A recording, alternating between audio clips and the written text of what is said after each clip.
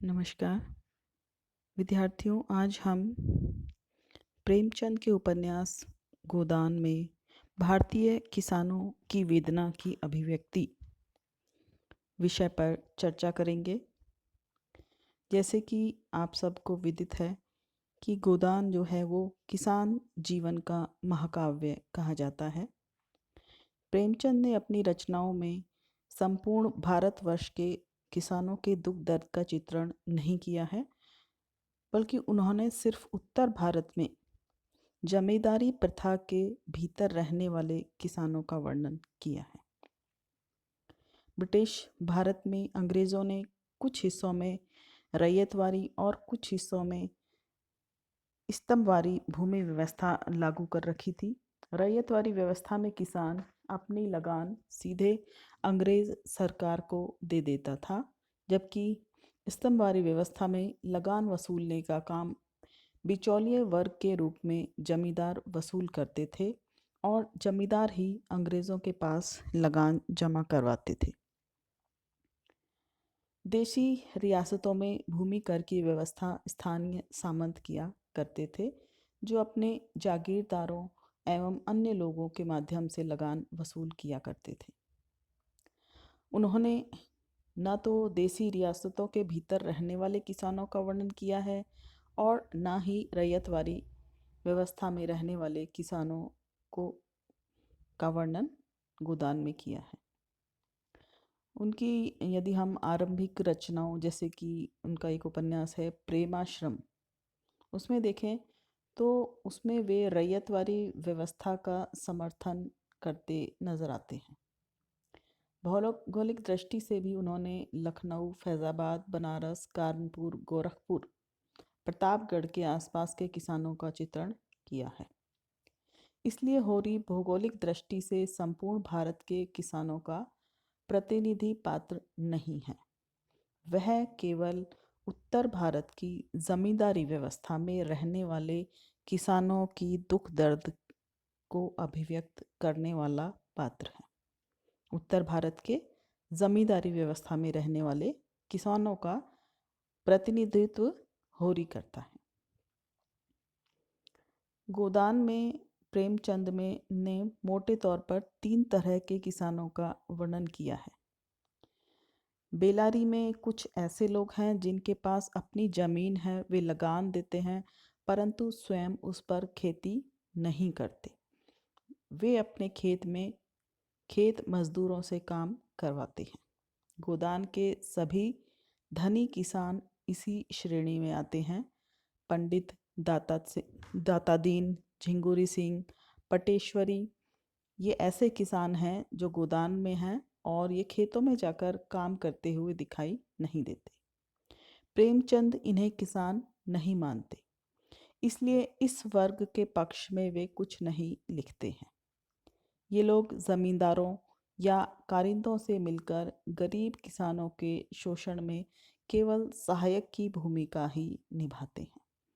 धनिया इन्हें हत्यारा कहती है। धनिया जो कि होरी की पत्नी है। गांव में कुछ लोग ऐसे भी हैं जिनके पास अपनी जमीन नहीं होती, वे दूसरों की जमीन पर खेती का काम करते हैं।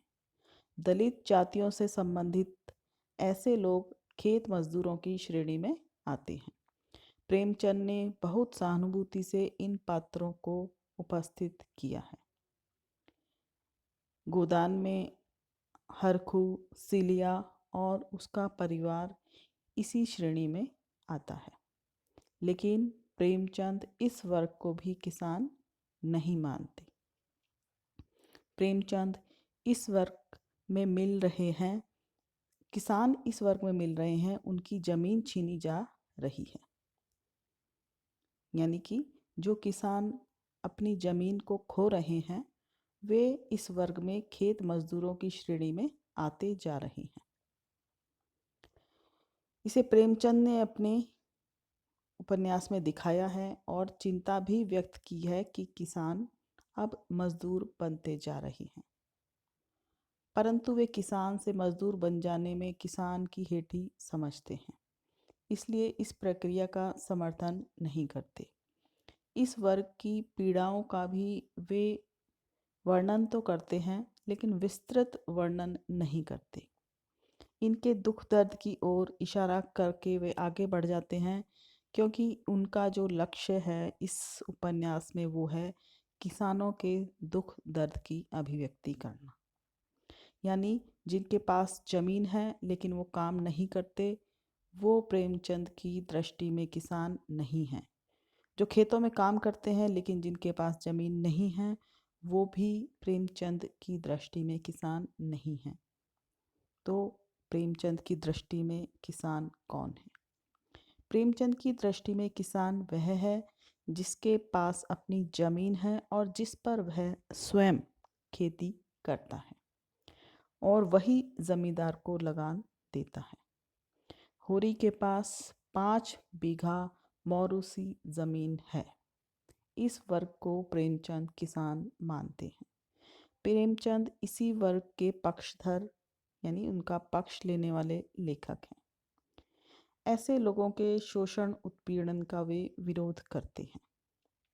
अपनी इस जमीन को बचाए रखने के लिए यह वर्ग जो संघर्ष करता है, उस संघर्ष को लेखकीय सहानुभूति का बहुत बड़ा हिस्सा मिलता है। यानी लेखक की सहानुभूति का पात्र ये वर्ग है।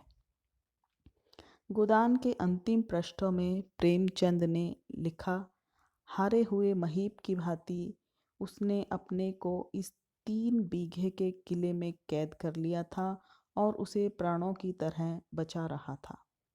फाके सहे बदनाम हुआ, मजदूरी की, पर किले को हाथ से न जाने दिया। मगर अब वह किला भी हाथ से निकल रहा था। कहीं से भी रुपए मिलने की आशा न थी। जमीन उसके हाथ से निकल जाएगी और उसके जीवन के बाकी दिन मजदूरी करने में कटेंगे। भगवान की इच्छा।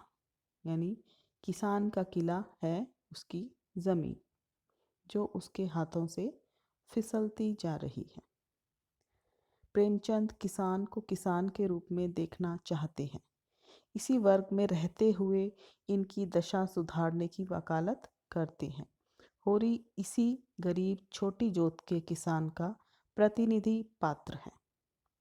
ऐसा किसान जिसके पास 5-6 बीघा जमीन है, बकाया लगान का बोझ है, ना उतरने वाला ऋण है, अनेक सामाजिक धार्मिक मान्यताओं से बंधा हुआ है और असंगठित है, असहाय है और बस खेत मजदूर बनने ही वाला है। प्रेमचंद इसके पक्षधर हैं। अनेक कष्टों के बावजूद होरी की किसान बने रहने की इसी जिद्दनुमा आकांक्षा को प्रेमचंद ने बहुत आदर और सम्मान के साथ देखा है। यह एक किसान के अस्तित्व की रक्षा का सवाल है।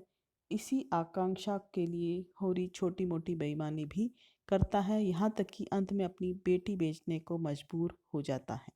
लेकिन वह लेखकीय सहानुभूति से वंचित नहीं होता। प्रेमचंद उसकी अनैतिकता में भी नैतिक गौरव देखते हैं, जो कि है उसके जमीन से जुड़े रहने का गौरव, और इसी को वो अपने उपन्यास में दिखाने का प्रयास करते हैं।